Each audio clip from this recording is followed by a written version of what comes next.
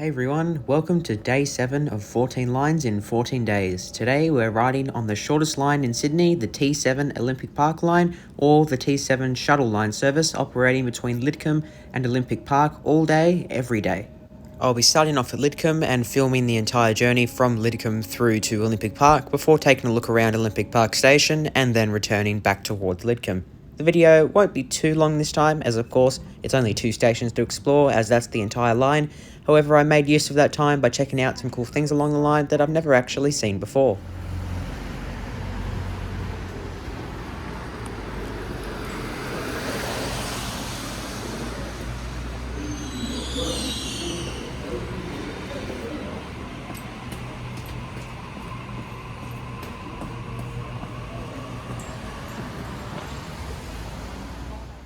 Now, I believe that Lidcombe Station, as a fun fact, is actually the only station in Sydney or even New South Wales that has a platform 0. This is purely because Lidcombe Station, when it was originally built, had 5 platforms. However, of course, they added platform 0 in the late 90s, early 2000s for the Olympics, and they weren't necessarily keen on changing the platform numbering system at Lidcombe Station, so they decided to add on platform 0.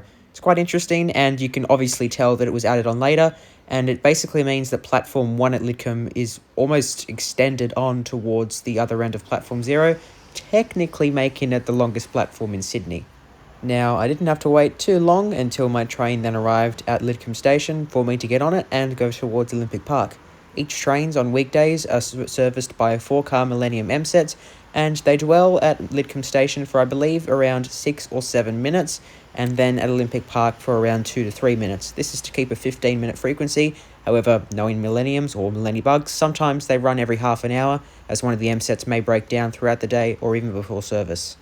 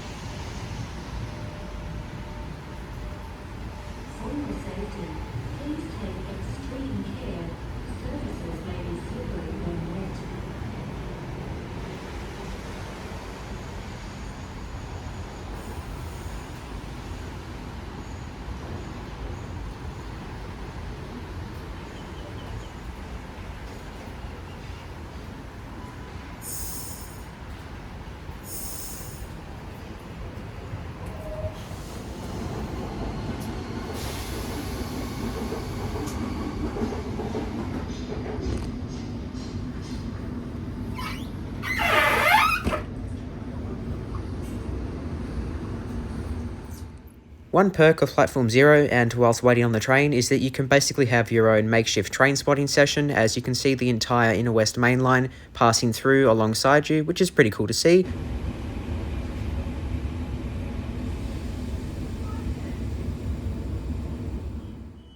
From here on until Olympic Park, I won't be talking at all, just to have a nice relaxing journey towards Olympic Park Station. However, I do recommend watching it, as there is a special train that very rarely comes onto this line, which happened to be doing a non-timetable service towards Olympic Park, and I was able to get it going past. It actually delayed our train by a few minutes, so that was quite unfortunate, but hey, it was a cool sighting.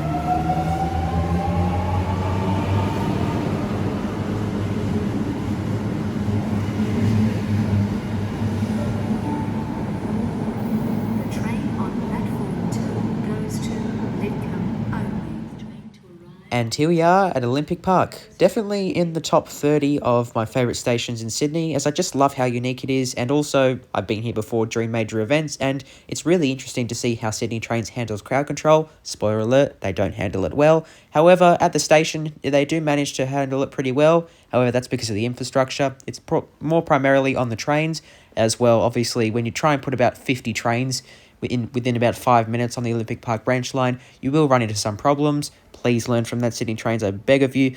But apart from that, most of the time, the station's not really used that much, which means it is technically the least used line in Sydney, not including special events, as many special events don't require Opal tap-ons, which mean that they aren't counted.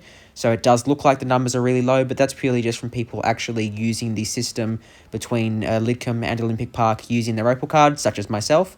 So yeah, definitely quite confusing in regards to how many people use the station, and on this day it was really quiet. In fact, so quiet that they were cleaning the station, and it was kind of eerie, so it was kind of good for me to be there at that time, as it was early in the afternoon. Not many people were around. Good time for me to get some photos and videos of the station, but of course, thanks to Mother Nature, it was raining.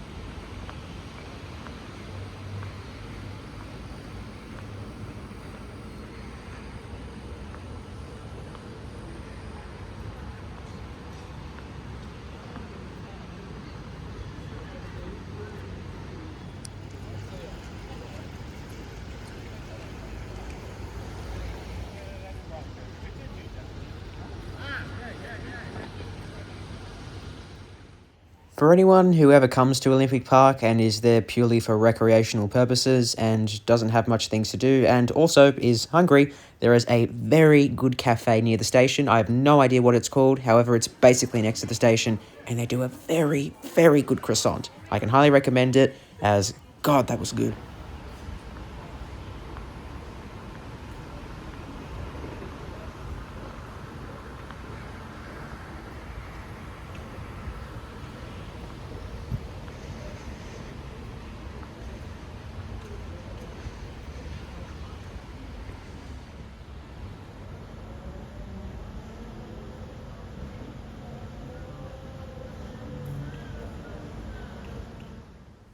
Alrighty, it is now time to head back down towards the platforms and get on the shuttle service back towards Lidcombe to wrap up the video.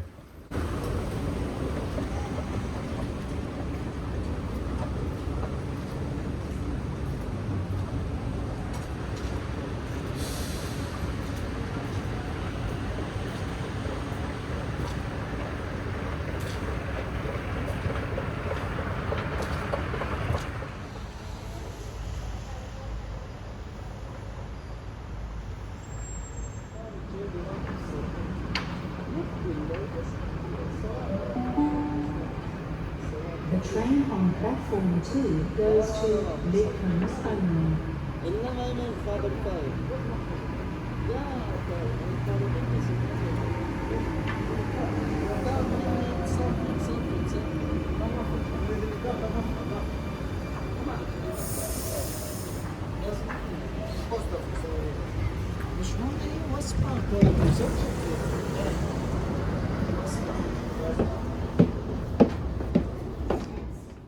And that's basically the video. Not that much to see, however it was very relaxing surprisingly, and I must say I really like this part of the line here where we emerge out of the tunnel, as it feels really odd running between both roads on both sides, and also the bush as well, just makes it feel so Australian, if you know what I mean.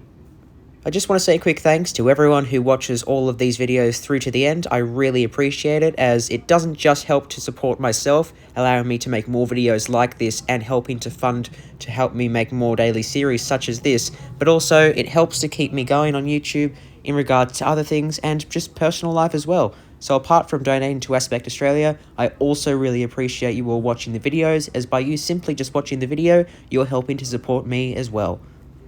One thing I'd like to quickly note before ending the video is that this officially marks the halfway point of the 14 lines in 14-day series. I cannot believe we're already 1 week in, and I thank you everyone who supported the charity and also watched the videos, as it really means a lot, and I'm glad that everyone is enjoying the videos. Let me know if you'd like me to do some more daily series in the future, maybe some in 2026. If you haven't already, please consider donating to Aspect Australia, which is linked in the top link in the description and also pinned at the top comment, which is the charity that we're raising money for, which basically helps people with autism around Australia and helping them get around in their own lives. We've nearly raised $1,000 with just over $100 left to go. Once we reach $1,000, we'll be reaching our goal. So if you could donate anything, just a few dollars, it would really mean a lot. Thank you all so much for watching Day 7, and I'll see you all tomorrow on the fast line for Day 8.